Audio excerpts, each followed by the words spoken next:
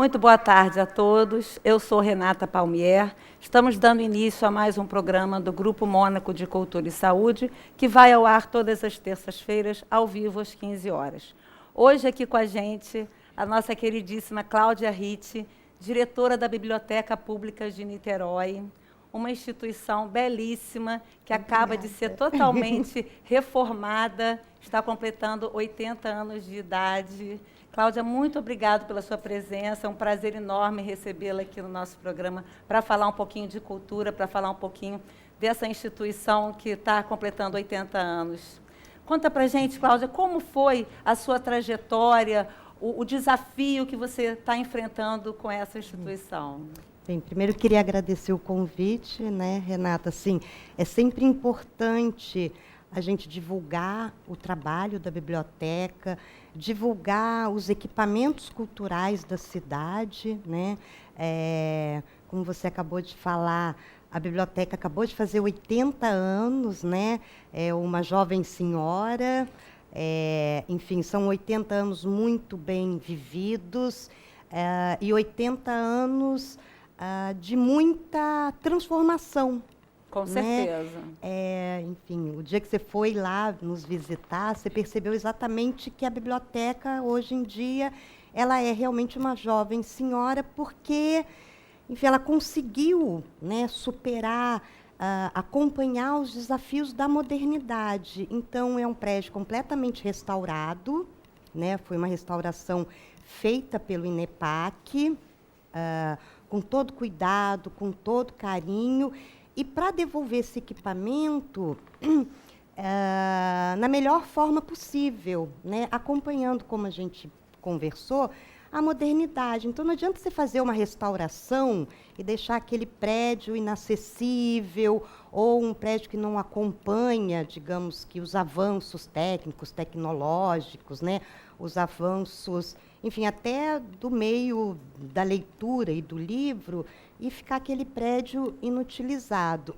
E, na verdade, a biblioteca teve isso. Ela é uma jovem senhora porque ela ganhou vida, né? E a população fluminense de Niterói também ficou muito feliz, porque eu tenho certeza, eu como niteroense, eu tenho certeza que todo mundo tem um carinho por aquela região ali, a Praça da República, a Câmara, o Palácio da Justiça, aquilo ali tudo, o povo tem muito carinho por aquilo. E a biblioteca está se tornando um espaço de cultura e lazer em Niterói. Eu acho que isso aí é o mais importante, essa transformação toda que a biblioteca sofreu e agora se torna um espaço de cultura e lazer, mais um espaço de cultura e lazer, tem uma programação enorme que você depois vai divulgar para a gente. Então, a gente tem que aproveitar esse espaço, divulgar esse espaço. É muito legal, muito, muito importante isso para a cidade. Você está falando uma coisa muito interessante, né? Porque aquela praça é um marco para a cidade de Niterói, né? Uma praça que foi pensada como, enfim, um lugar simbólico da cidade, né? Então, e a biblioteca vem a somar naquele espaço. Né? Eu acho que eles se completam, né, Cláudia? Exatamente. Ontem eu estava até na Câmara, olhando para a biblioteca, aquele lugar é completamente lindo. É lindo, é lindo. Né? E a biblioteca está ali, ajudando, inclusive, a requalificar aquele espaço, né, com a sua programação, que você falou, assim, que realmente é uma programação que cada dia está melhorando. Crescendo, né? A gente está, enfim, eu assumi a direção em abril do ano passado e a gente percebeu que Niterói e a biblioteca, elas têm essa vocação para formação. Né? Então, a gente está apostando na biblioteca como um espaço de formação, né, que é o que eu adoro falar, é a formação do jovem leitor, do pequeno leitor, ou seja, aquela criança que vai lá com os pais, né, e que se inicia, né, na literatura, na leitura. Essa educação, a gente conversou também, essa educação vem de casa também, né, Cláudia? Isso. E a gente tem um projeto que é exatamente com a família daquela criança, porque muitas vezes o pai está assim, eu tenho uma criança, né, tenho um filho, tal idade é importante ler. Eu sei que é importante ler. Mas o que eu leio para essa criança? O que eu compro para essa faixa etária? Como é que eu leio para ela de noite? E vocês, né? lá têm esse profissional que orienta Exatamente.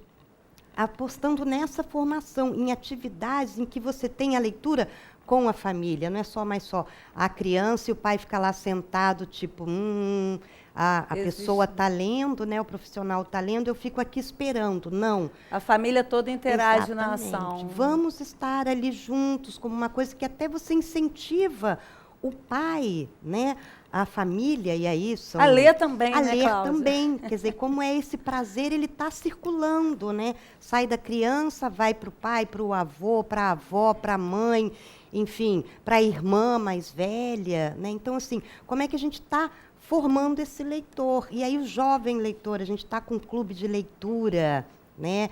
Enfim, lendo os livros dos vampiros, né? Os romances que a garotada lê e discutindo.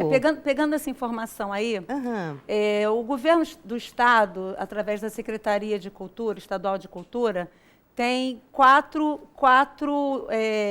espaços que são chamados de Biblioteca Parque. Isso. Eu queria que você falasse para a gente, Cláudia, qual é esse conceito, que é um conceito diferenciado, que isso foi estudado, vocês fizeram uma pesquisa no exterior. Qual é esse conceito novo de biblioteca parque, que a Biblioteca Pública de Niterói é, hoje em dia, uma biblioteca parque? Qual é o diferencial? Então, é importante, isso é um programa, né, um projeto que foi iniciado na gestão da Adriana Rates, né, junto com o governador Sérgio Cabral. Eles foram à Colômbia, né, e se encantaram pelo projeto de bibliotecas parque da Colômbia, principalmente de Medellín, que é uma rede de bibliotecas parques, que lá se chama Parque Biblioteca, né, em que são colocados em áreas centrais, pontuais, importantes da cidade, ou em áreas de baixo IDH. Né? Então, são bibliotecas que, enfim, têm a leitura o seu papel principal, mas eles estão incorporando outras mídias, outras ações, ou seja, pensando a cultura de uma forma mais ampla, menos restrita, ou seja, o importante não é só o livro, mas como você passa do livro para um filme, como você passa de um filme para um livro, como você passa de um livro para uma música, para o cinema, para um espetáculo, ou seja, como tudo isso dialoga, como essa cultura, essa leitura, ela está ali em diferentes suportes, né? Como é que eu leio esse mundo, né? E ler o mundo, você pode ler em qualquer suporte, né? E você pode até escolher o que você gosta de ler, né? Esse Enfim. conceito da interação de outras mídias com o livro, com a cultura, esse conceito é um conceito de biblioteca parque que está sendo implantado. Exato. Isso vai ser implantado em outros lugares? Exatamente. Aí, enfim, só para voltar um pouco, Claro. né? A gente tem que agora é gerido pelo IDG, que é uma OS. Então, é a Biblioteca Parque da Rocinha, de Manguinhos, que foi a primeira, a de Niterói, que é o do Coração, e a da Presidente Vargas, né? E a gente, até falando um pouco de Niterói, quem lembra da biblioteca antes da reforma, lembra que existia um balcão, onde eu chegava com um papel, eu olhava ali nas fichinhas, né? Eu quero ler esse livro. Entregava para a bibliotecária sumia, né, ela desaparecia e, de repente, ela trazia para você um livro. Ela fazia uma mágica que ninguém sabia muito bem como é que era, e ela aparecia com aquela coisa maravilhosa e te dava nas mãos. Né? O que a Biblioteca Parque também propõe? Né? Por exemplo, você tem um acesso direto às estantes. Então, são ambientes muito mais cômodos, muito mais acessíveis, muito mais confortáveis e chamativos, né? No sentido que tem sempre alguém te chamando. Vem cá, vem ler, vem aprender, vem estudar. Então, a pessoa chega na biblioteca, em qualquer uma delas, ela tem acesso, né, ao que ela pode escolher. né? E associado a isso também, você vê, a gente tem na biblioteca, a gente tem sofá, tem cadeira, enfim, tem poltrona. Então, você se sente à vontade. Você pega um livro... Eu percebi que as pessoas que estão lá estão muito à vontade, estão esperando alguém para bater um papo, para pegar um livro para escolher, pensando em que livro que vai ler. Cheguei a conversar com uma pessoa que estava lá, a pessoa falou assim, não, eu estou na dúvida de qual livro que eu vou ler, estou aqui pensando. Eu falei, poxa, que bom que você tem esse tempo de estar aqui pensando em que livro que você vai ler. Isso foi muito importante. Queria aproveitar também, Cláudia, existe um público-alvo que esse projeto quer alcançar, ou isso é geral? Eu te diria que a gente não tem um público-alvo, até porque, se você olhar na biblioteca, você tem desde os tiquititinhos, né, até a terceira idade, né? Então, a gente, assim, a gente acredita, e isso faz parte mesmo do projeto, é que a gente tem que dar acesso à cultura nos diferentes formatos para toda a população, né?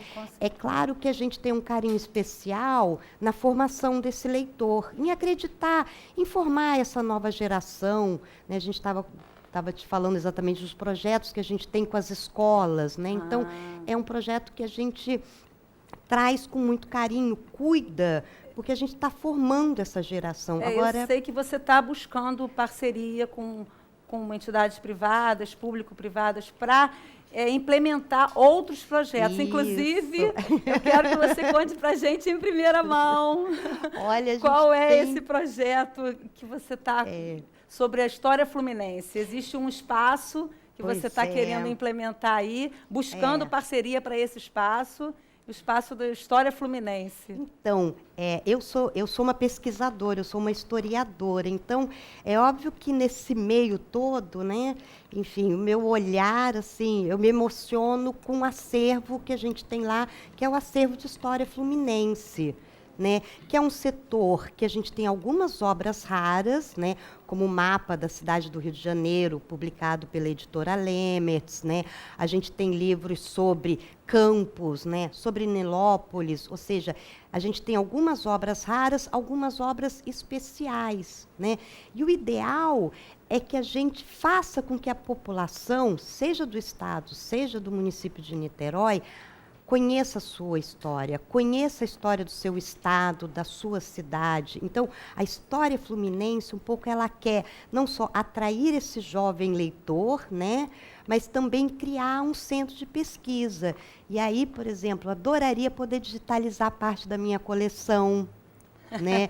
Isso é uma coisa que a gente está eu estou vendo aqui tentando. Álbum do município de Itaperuna, leis e decretos, mensagem dos governadores da capital fluminense. Isso. A gente tem um acervo, Nilópolis, tem muita coisa interessante para quem trabalha nessa área ou para quem quer conhecer um pouquinho dessa área de todo norte, noroeste, sul, fluminense. De todo o estado, né? E a gente está investindo nisso. Então, por exemplo, a vai gente ter um espacinho lá na biblioteca para quem quer conhecer esse espaço. Sempre.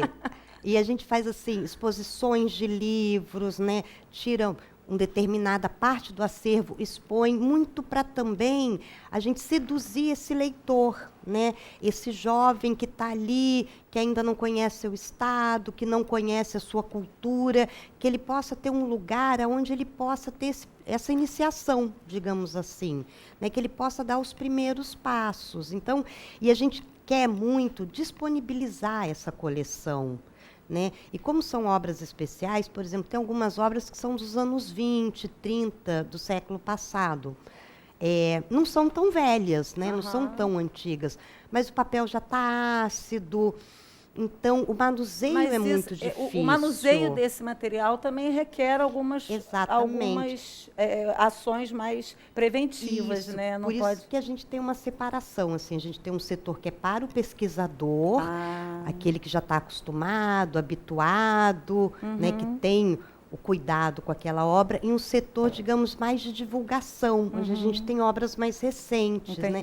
E a ideia é a gente conseguir disponibilizar isso tudo, pelo menos assim, nos nossos computadores, para que, enfim, a gente crie esse incentivo, esse amor mesmo pela sua cultura, pela cultura do seu estado, do seu município, né? E enfim, pedir doações, né, sobre a história de Niterói. A gente precisa dar uma incrementada também, enfim, no nosso acervo.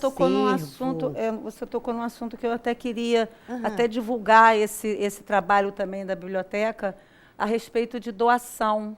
Vocês recebem doação? Como que funciona isso burocraticamente para a biblioteca? Então, a gente não recebe porque a gente não tem espaço, né, para receber as obras, enfim, guardar essas obras e depois catalogar. Enfim, então, a gente sempre encaminha para o SEB, que é o Sistema Estadual de Bibliotecas. Certo. E eles recebem essas obras, né? E, inclusive, é um trabalho muito bacana, porque essas obras são enviadas para todo o Estado. Né? Eles têm um sistema que exatamente vai identificar para onde eu mando determinada obra. Então, quem tiver um material que queira doar, pode procurar a Biblioteca Pública de Niterói, que lá vocês orientam exatamente todas as informações para, enfim, dar um encaminhamento a quem procura. Esse serviço também é muito importante, até porque mune as bibliotecas menores de material também, de livro, né, para a população. Exatamente. E eles pensam o Estado como um conjunto, né? Isso é muito importante, porque aí, senão você fica restrito a certas áreas, né? Tem algum fato marcante que você queira contar para a gente com relação a esse desafio que você assumiu? Olha, eu acho que tem, assim, todos os fatos, né? Eu acho que a partir do momento que você chega ali, que você passa por aquela porta, né? Agora, uma coisa que me deixou muito feliz e muito emocionada foi a cerimônia que a gente fez em comemoração aos 80 anos da biblioteca. Que foi agora em março, né? Foi dia 12. 12 de março, que é o dia do bibliotecário. Isso, a gente fez uma parceria com a Prefeitura de Niterói, a Secretaria de Educação, e comemoramos o dia do bibliotecário e os 80 anos, né? E foi assim... foi muito, muito, muito recompensador, né? Porque você via, todas as pessoas estavam lá em função daquela data, né? Comemorando aquela data, felizes porque estavam lá, né? A impressão que eu tinha é que o problema não era, eu não estava lá por uma agenda política, eu estava lá porque aquele edifício, aquela coleção, aquela biblioteca fez parte da minha vida, então eu preciso estar ali para prestigiar esse momento, né? Então você olhava, você vê que na cara de cada uma daquelas pessoas, desde do vice-prefeito que foi nos prestigiar, né, até a criança da escola que estava lá para a gente, enfim, a gente teve um bolo, né, que foi o secretário Fabiano, que nos ajudou, enfim. A gente, olha, foi o máximo. Vários fatos marcantes, né, Cláudia? E a gente conseguiu uma mobilização e uma festa incrível. E você vê que todo mundo estava emocionado, isso né? É muito importante. Aquele espaço ali de Niterói, como a gente já comentou aqui, o niteroense tem muito orgulho daquilo ali. E todo restaurado, todo bonito, do jeito que está a biblioteca, com vidros acústicos, com equipamento de ponta. Qualquer pessoa pode chegar lá e usar qualquer notebook, computador, se você quiser usar uma rede social, se você quiser fazer uma pesquisa, todas as ações você pode fazer, muito, muito importante. Parabéns, mais uma vez, por esse trabalho, Cláudia. Eu queria saber se vocês fazem divulgação dos eventos da biblioteca para os colégios públicos, estaduais, municipais. Como que é essa ação? Então, tem uma coisa muito boa, que nós somos procurados pelas escolas. Olha que bacana. As escolas ligam. Vocês têm alguma atividade para oferecer?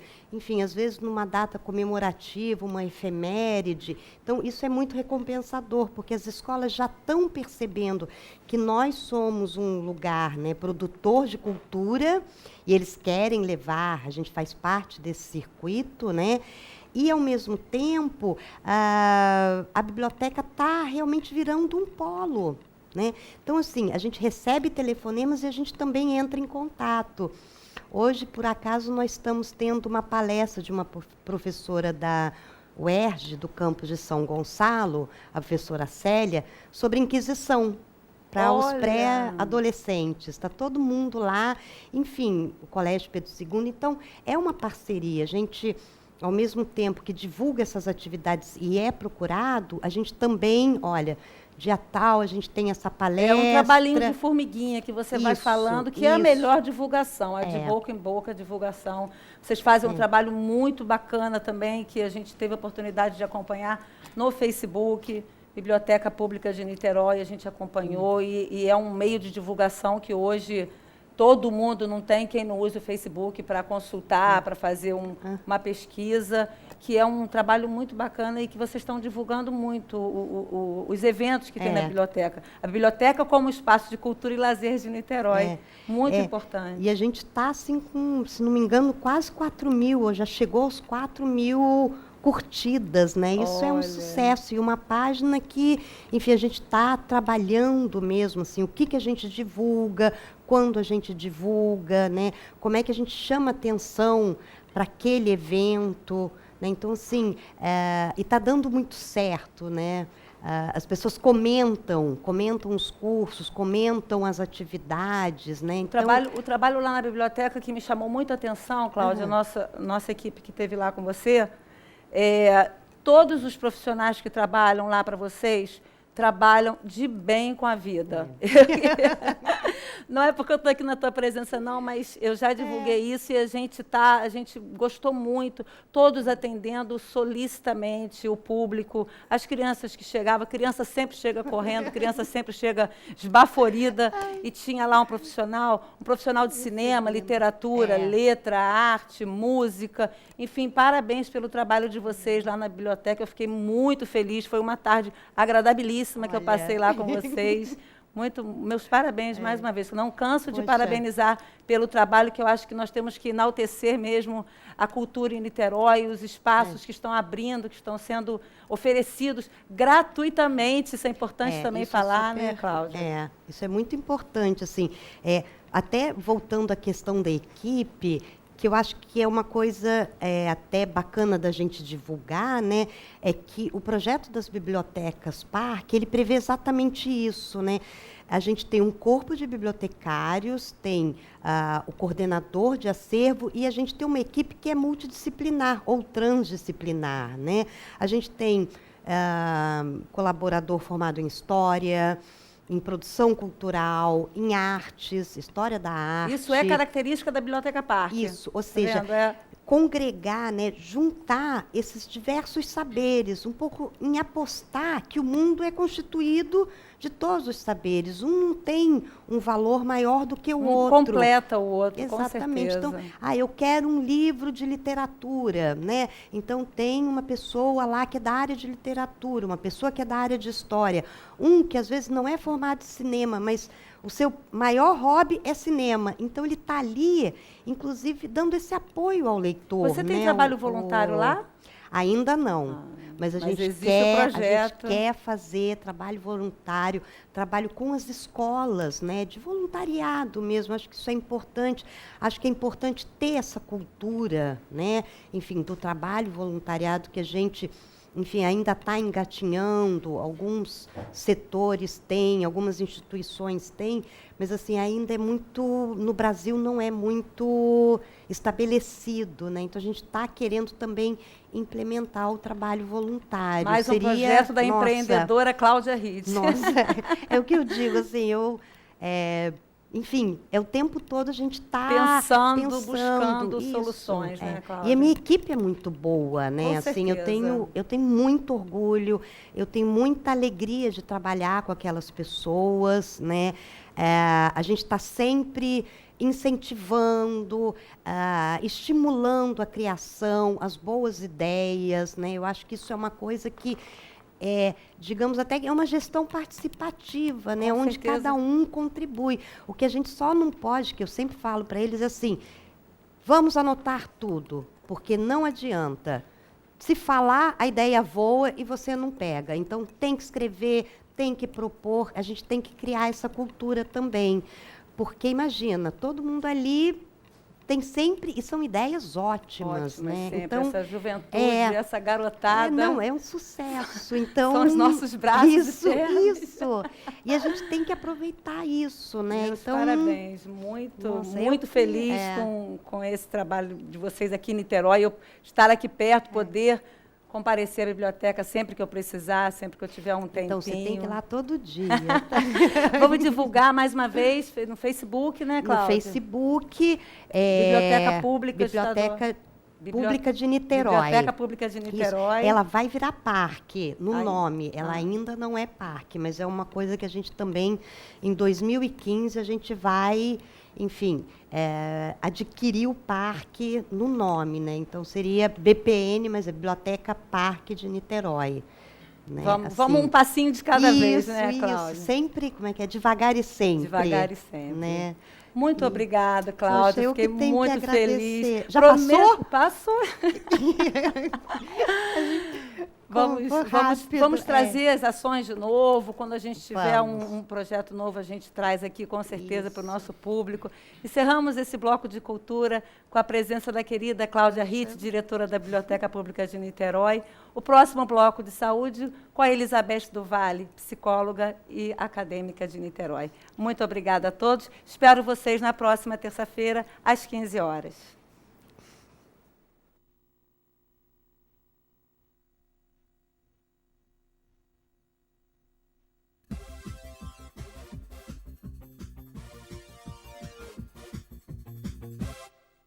A UF recebeu 134.847 inscrições de candidatos para concorrer a uma das 4.895 vagas em 124 cursos neste primeiro semestre de 2015.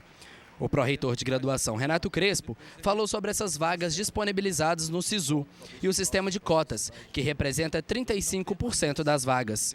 A concepção do programa é muito interessante em termos de dinamizar essa migração num país enorme que nós temos. Mas eu acho que uma das dificuldades é justamente a questão financeira. O Enem ele democratizou, né, a entrada dos estudantes na faculdade. Antes você tinha que viajar o país inteiro para ir fazer um vestibular. Tá? O Enem democratizou isso. Ele tem os seus baixos ainda, número de questões, tudo, mas a ação afirmativa, o Enem, não tem dúvida de que ele aumentou a quantidade de gente que entrou na universidade. O SISU, ele integra muito em questão de diferença regional, sabe? Porque ele possibilita que uma pessoa de Pernambuco possa vir fazer a faculdade aqui, sabe? Eu acho isso muito importante.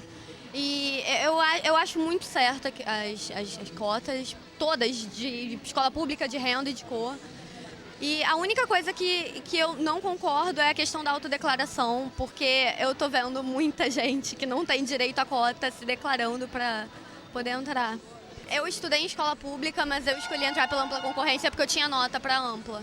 Concorrência muitas vezes não é muito diferente da ação afirmativa, pode ser até maior do que ampla concorrência, né? Então o estudante tem que estar atento em qual opção que ele faz, né? Porque se ele tem direito a uma ação afirmativa, pode ser que no curso dele seja mais competitivo do que ampla concorrência. Que eu faço uma análise geral do SISU é o seguinte: o governo democratizou a questão do acesso, né? Então o acesso eu acho que já está bem difundido, ou seja, diversas possibilidades, mas a política de inclusão da universidade é que vai fazer a diferença. Então, a política é a nossa e não do governo como um todo. É uma forma que facilita, na verdade, a sua entrada, por ser, em termos de todas as universidades, por ser um vestibular único, né?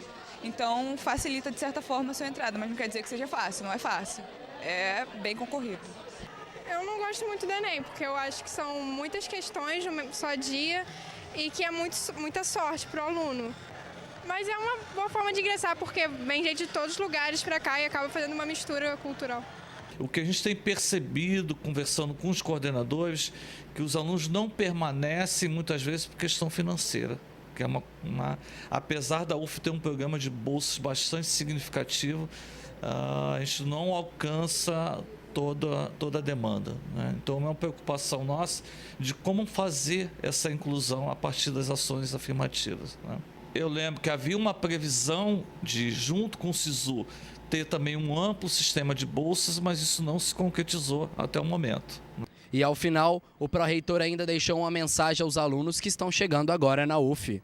Sejam bem-vindos e que aproveitem bem essa oportunidade, porque sabemos da realidade nacional, não é muito simples entrar numa universidade pública, e que eles saibam aproveitar e sejam muito bem recebidos aqui na universidade. Com certeza, eu acho que isso vai acontecer. Você pode conferir mais sobre as bolsas disponibilizadas pela UF no boletim informativo, disponibilizado no nosso canal do YouTube.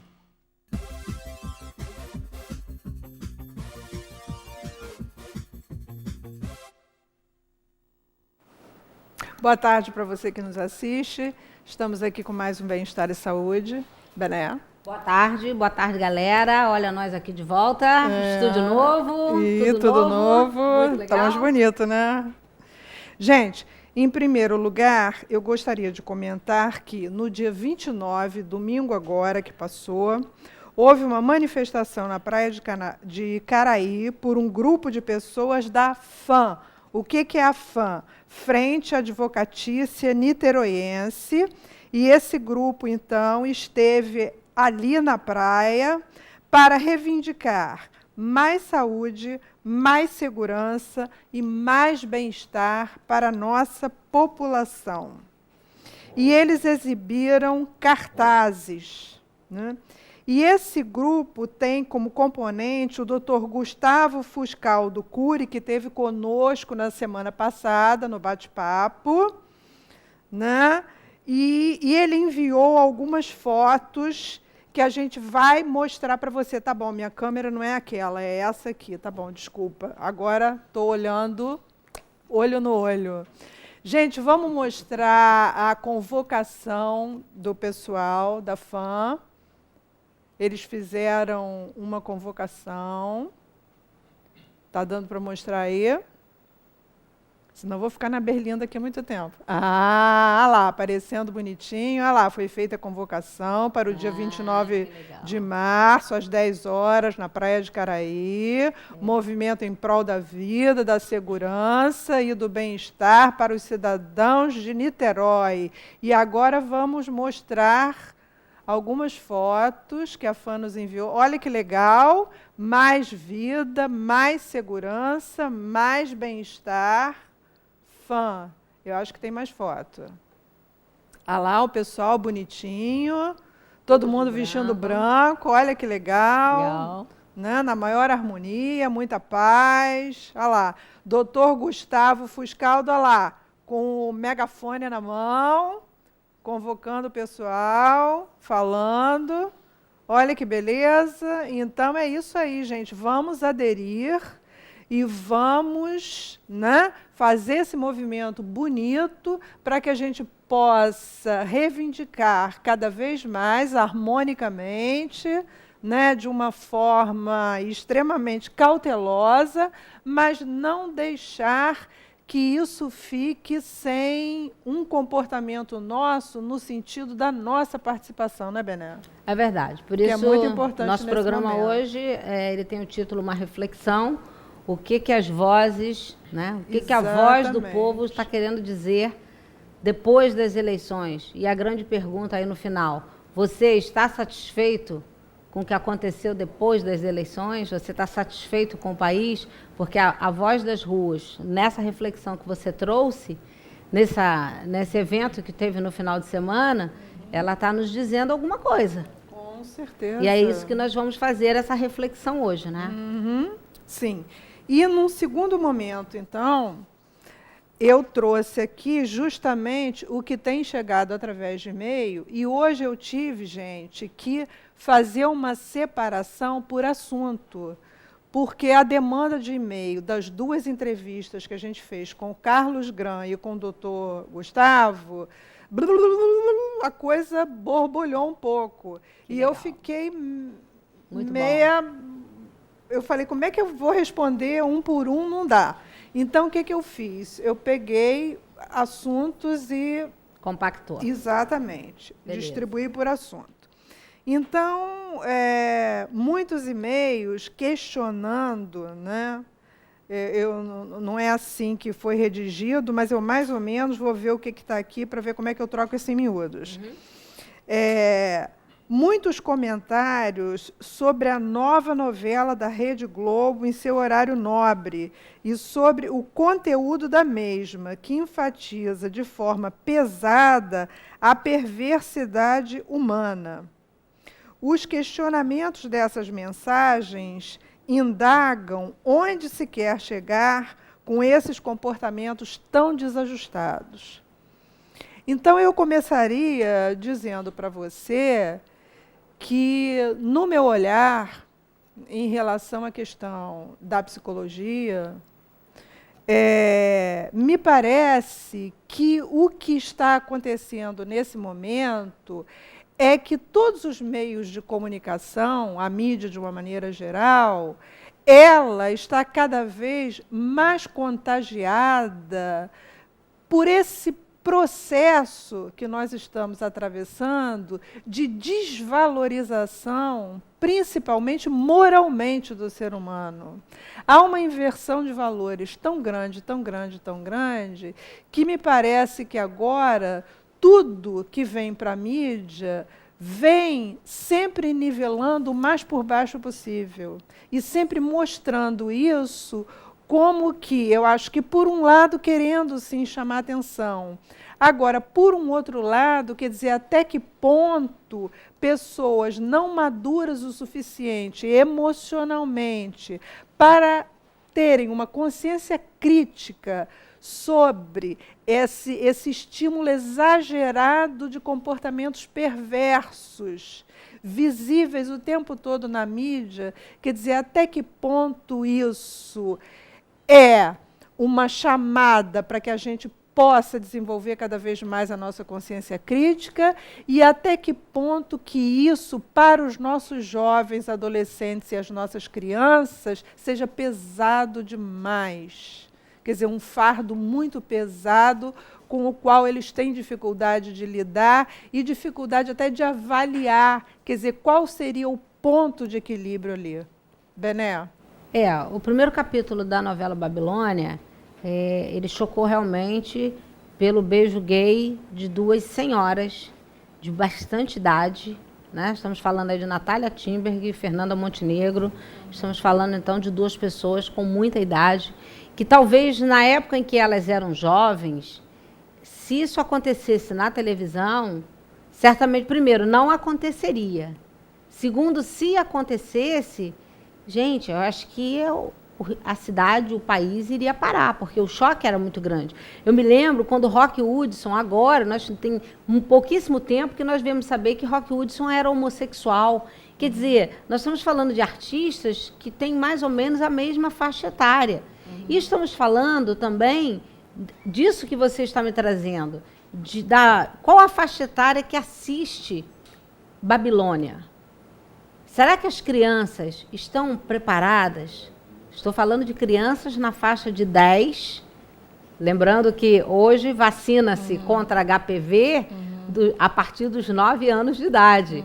Então, nós estamos falando de coisas precoces que talvez estejam acontecendo com os nossos jovens, que eles não têm maturidade e, ao mesmo tempo, com essa loucura que nós pais estamos vivendo, de só trabalharmos, essas crianças não têm respaldo nem aconselhamento de seus pais, que são os verdadeiros responsáveis por elas, para poder construir na mente dessas crianças e explicar para elas o que diabos é aquilo que elas estão vendo naquele horário. Já se cogita que a novela Babilônia vai mudar a faixa etária. Já se cogita no Senado, no Congresso, que vai ter que ser revisto isso, tamanho choque que está se causando na população dos pequeninos, porque os pais não estão em casa, a televisão está liberada, como o computador, como os jogos de game violentos, etc. E como lidar com isso? Mas o que está me parecendo aí, pelo que você está falando, Bené, é que me parece que as pessoas estão preocupadas um pouco com essa questão do homossexualismo escancarar e tal, dessa forma. Você usou a palavra permissividade. Eu não vejo por aí, nesse aspecto, propriamente, não. Eu vejo que o aspecto que preocupa, o aspecto que preocupa não é esse, não seria esse.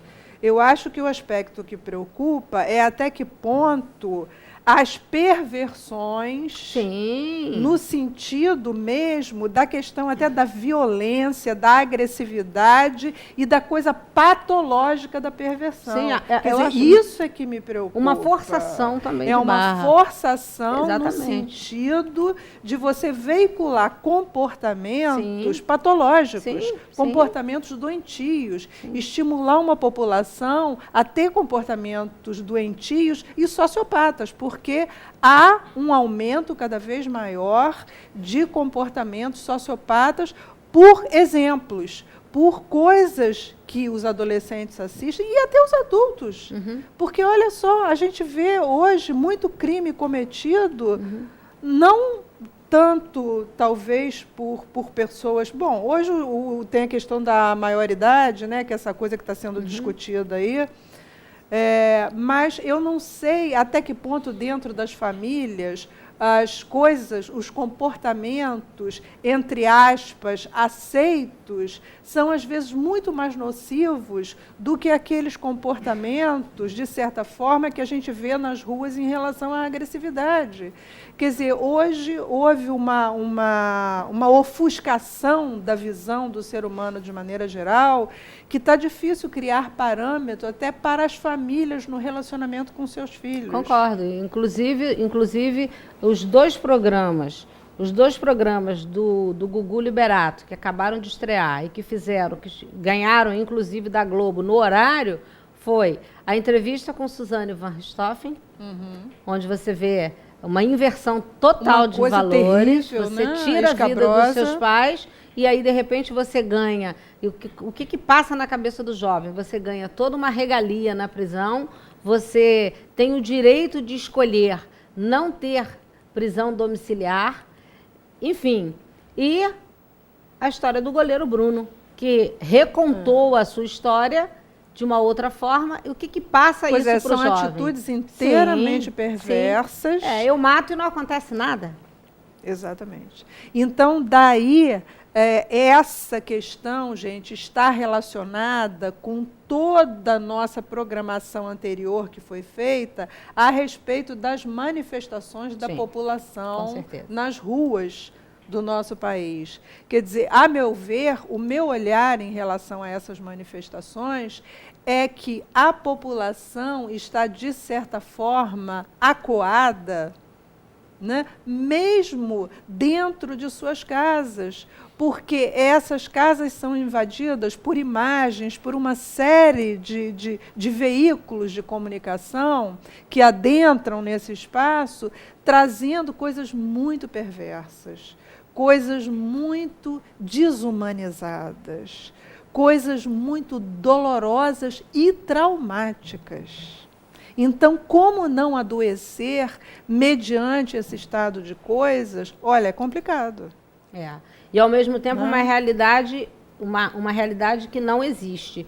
Quando você vê na novela que alguém sofre um acidente ou passa mal, esse alguém, imediatamente, ele é atendido, 5 minutos depois você o vê num hospital que é cenográfico, mas que você não sabe se é do SUS, se é particular, e você vê as incoerências.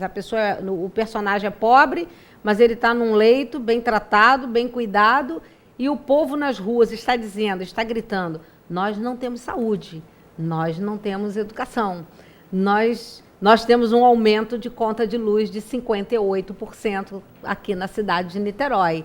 Né? Maricá, Itaboraí, São Gonçalo, Alcântara, o povo está sem água. Isso é uma loucura. E aí você lê no jornal no dia seguinte que a nossa querida presidente Dilma está doando ao Evo Morales uma central de energia. 60 milhões. Sim. Aí, como é que o povo responde? Aí o povo vai para a rua, não tem saída. Não tem saída. Pois é, e de certa forma, nós estamos falando aqui em relação à novela, quer dizer, a novela, ela está transmitindo, de certa forma, ela está dando um feedback para a sociedade daquilo que o autor provavelmente está vendo acontecer em volta dele. né? Quer dizer, ele procura dar esse feedback. Agora, nesse feedback, começa a haver um somatório, então, de coisas, porque as coisas se unem, se juntam, e aí isso toma uma dimensão que a gente poderia dizer que é uma dimensão sobre-humana, quer dizer, a coisa toma né, uma intensidade tal que contamina demais. Verdade. Então, gente, há que se refletir, pensar, avaliar e ver como lidar com essas situações que nos chegam a cada momento, né, Bené? Porque é uma explosão de estimulação, claro, com tanta tecnologia. Até que ponto essa explosão de estimulação nos remete a avaliações, talvez, não tão equilibradamente feitas, não tão harmônicas, e até que ponto a gente adoece, né? Se adoece, e adoece as pessoas que estão à nossa volta. Lógico. O olhar é esse. Lógico. É um olhar de perspicácia, é um olhar, eu acho que para dentro de você, no sentido do questionamento, então ficaria, bom, qual é o meu lugar diante dessa máquina tão grandiosa que é o universo? Quer dizer, se a gente ficar reduzido apenas a esse nosso pequeno contexto, está difícil. Então, é preciso que se tire uma conclusão e se raciocine em cima de um contexto e tendo a visão de uma coisa universal e muito mais global do que o nosso pequeno mundo, mas em termos universais, de dimensões outras. E por que não lançar mão aí, talvez, de alguns conhecimentos de uma outra área, né, da área da espiritualidade, da área de outros dimensionamentos do entendimento do que possa ser o viver, para que a gente possa estabelecer, então, melhores parâmetros para essas situações. Eu concordo com você. Talvez nesses momentos eu me pergunto, será que o Criador está satisfeito com tudo isso que está acontecendo? Se ele fosse intervir, onde ele interviria? O que ele faria? Né? Pois é, onde os exemplos que nós temos dos grandes homens que já passaram pela história da humanidade, com certeza. Gandhi. Claro. Claro. Claro, Moisés, os grandes líderes da humanidade. Mandela. O texto sagrado diz que quando o rei era bom, a nação prosperava. Se o mundo está do jeito que está, tem alguma coisa errada. Exatamente. Tem alguma coisa errada. Pois e são frases simples, né? E se você vai mais um pouco, se você vai às Sagradas Escrituras, a vida do Cristo. Exatamente. E essa semana é a semana especial, né? Estamos entrando na Semana Santa. Quem sabe se a gente não poderá aproveitar, então, a Semana Santa para fazer mais algum tipo de reflexão que talvez a gente ainda não tenha feito, mas que, neste momento, nos traga uma visão, talvez, mais harmoniosa da vida, uma visão até mais ardente no sentido de como a gente pode cooperar, né, unindo forças para melhorar. É verdade. Eu lembro sempre uma citação, dar a nossa contribuição. Lembro sempre uma citação de Mateus, que ele diz que o mestre disse: felizes os cônscios da sua necessidade espiritual. Felizes os cônscios da sua necessidade de saúde, felizes os cônscios da sua necessidade de ter uma vida melhor. Ou seja, quando você tem consciência da sua necessidade, você corre atrás. E, para mim, vou continuar trazendo do jeito que você me pediu, o que as vozes das ruas estão querendo dizer. O principal é a consciência de que o ser humano tem vários tipos de fome. Isso. E nós sabemos muito bem, se olharmos para dentro de nós, que as nossas fomes não são apenas correlacionadas ao físico, né, à nossa estrutura biológica, mas elas transcendem muito a nossa estrutura biológica. Então, é nesse momento, é aí, nessa linha muito tênue, que que o ser humano talvez tenha que trabalhar mais sutilmente dentro de si esse espaço que, às vezes, por estar ainda não tão bem trabalhado, deixa muito a desejar. Muito a desejar. Né, Bené? Agora, uma coisa eu te digo, quando alguém reivindica e quando alguém realmente corre atrás, as coisas podem acontecer. Eu recebi um Facebook de uma pessoa dizendo assim, minha avó tem 70 e poucos anos e teve um AVC e ela foi levada para uma UPA e na UPA pediram uma TC para quem não sabe, uma tomografia computadorizada, e lá não tem infraestrutura para isso, por favor. Disseram que se ela não fizer a tomografia, não tem como fechar diagnóstico, não fechando diagnóstico, não tem como nem o neurologista, nem o neurocirurgião intervir, e minha avó vai morrer. Por favor, me socorram. Choveu, nossa, eram muitas mensagens. Cada um dava uma dica. Eu disse à pessoa o seguinte, querida, além do secretário, você tem o 2253-1177, que é o Disque Denúncia, você tem o 190, por favor, chame a polícia, que isso é um caso de polícia, e em último caso, o quarto poder, que somos nós, a imprensa. Então você entre, por favor, em contato com a Band News, pode entrar em contato com a Rádio Globo, Rádio Tupi, fui colocando os telefones. Não passou meia hora, ela entrou em contato, minha avó está sendo transferida para aquele hospital ali do Fonseca, que Bené não lembra o nome. É o Hospital de Clínicas. Não, hospital público. Do lado do Getulinho. Não, Getulinho não. Do lado do Getulinho, ali ao lado do Getulinho, o Hospital do Adulto. Azevedo Lima. Exatamente. Grande mesa, grande colega. E a vovó está viva, já fez a tomografia, então o que dá para sentir é que quando você quer essa máquina maravilhosa chamada internet, que isso é uma ferramenta sendo bem utilizada, sim, quando é bem uma utilizada, grande voz, não é? Então, então, acho que o povo está aprendendo a gritar. São outros gritos, como diz a minha amiga Elizabeth, são outros gritos. E até que ponto a gente tem que estar cada vez mais sensível à dor do outro? Com certeza. Foi fantástico a repercussão. Eu nunca vi tantas respostas. Além das pessoas dizerem, por favor, o que eu posso fazer para te ajudar? Eu não posso chorar por você, mas eu posso chorar com você. Isso então, essa sensibilidade foi muito interessante, muito legal. Bené, vamos aqui para outro assunto completamente diferente desse que a gente falou, mas que no bojo, 5 minutos. De maneira geral, as coisas estão interligadas, né?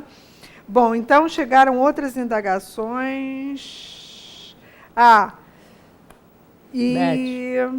Agora o assunto seria a questão da atração sexual. Quer dizer, se vale a pena a coisa do corpo sarado, são os questionamentos que chegaram. Se valeria a pena, então, no caso, teve. Gente, aí eu ri muito. Pendurar melancia no pescoço, se vale. Ou fazer plásticas e procedimentos perigosos para a saúde. Nesse vale tudo. Uma loucura. Então, no meu olhar, vou dizer que, gente, olha, tem que se ter a tal da consciência crítica, porque senão você vai de roldão, vai levada também, de certa forma, que...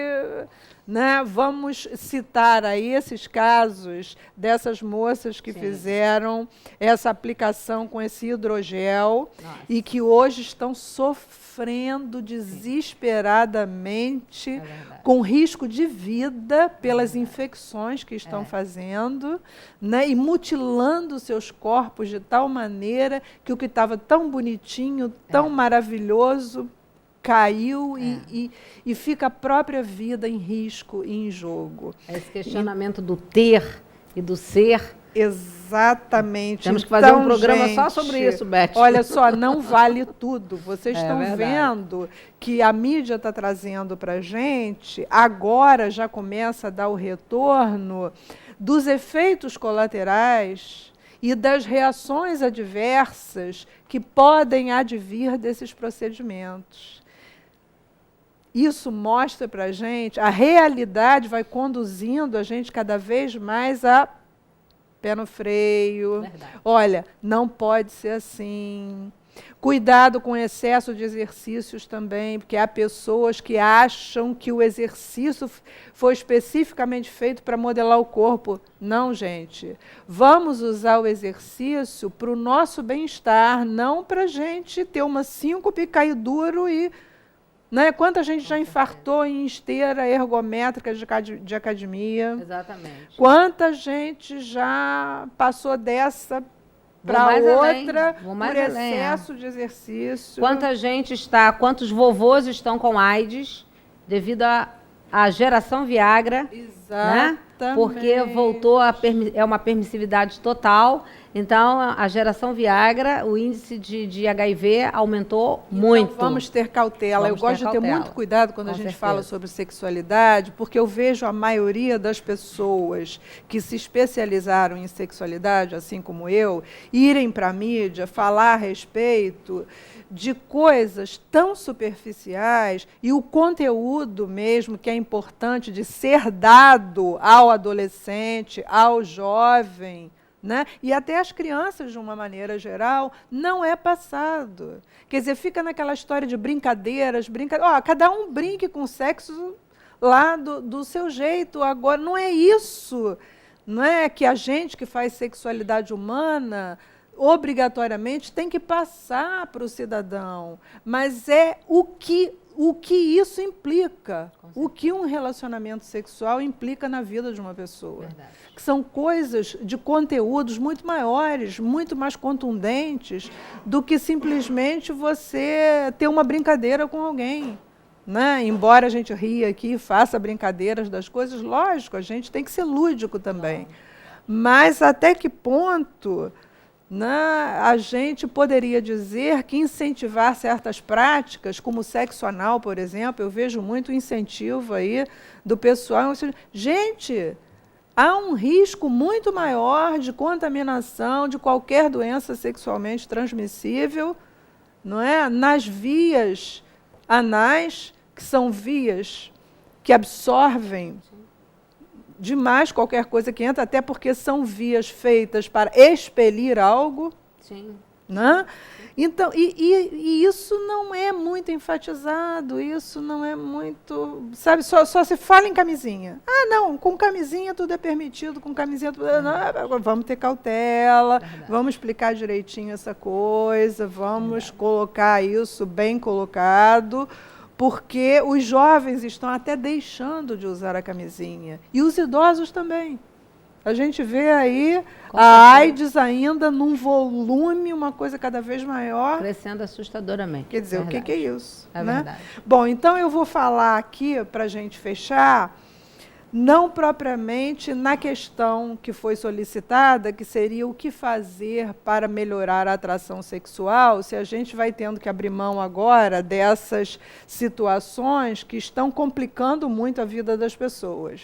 Né? Uhum. Então, eu diria que vou me voltar mais para aquilo que a gente não deveria fazer, então, em termos de quando a gente quer atrair alguém para si. Né? Então, o que a gente não deveria fazer? O que você não deveria fazer é,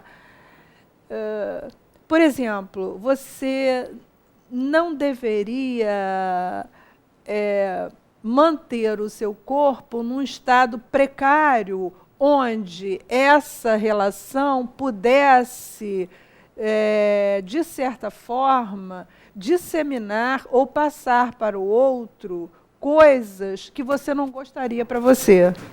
Então, uma boa higiene corporal, né? Manter o seu corpo rígido, cuidar da sua saúde, isso tudo é uma via maravilhosa para a atração de outra pessoa em relação a você. Verdade. Quanto mais saúde você tiver, quanto mais emocionalmente você tiver equilíbrio, você tiver harmonia, você for bem-humorado, quer dizer, o quanto mais você trata, né, do seu físico, da sua parte biológica, orgânica, psicológica, mais você vai ser capaz de atrair o outro para você. Né, com as pitadas de inteligência, com as tiradas bem-humoradas, como eu já falei. Isso tudo é atrativo. Verdade. Gente, um ser humano não é só um bumbum. Vamos cair na real? Um ser humano não é só um par de peitos. Vamos cair na real. Com certeza. Não é por aí. Com certeza. Né? Se fosse assim, os cadeirantes, coitados. Né? As pessoas que não casariam, não teriam filhos, os deficientes, de uma maneira geral, não é por aí. Visual não se casariam, E mulherada, por favor, preventivo, tá? Imprescindível. Com certeza. Tá? Mulherada, vamos fazer a mamografia anual, vamos nos cuidar. Acabou nosso tempo. Grande beijo. Programa. Aguardamos respostas aí até quarta-feira que vem, tá? Beijo. Tchau.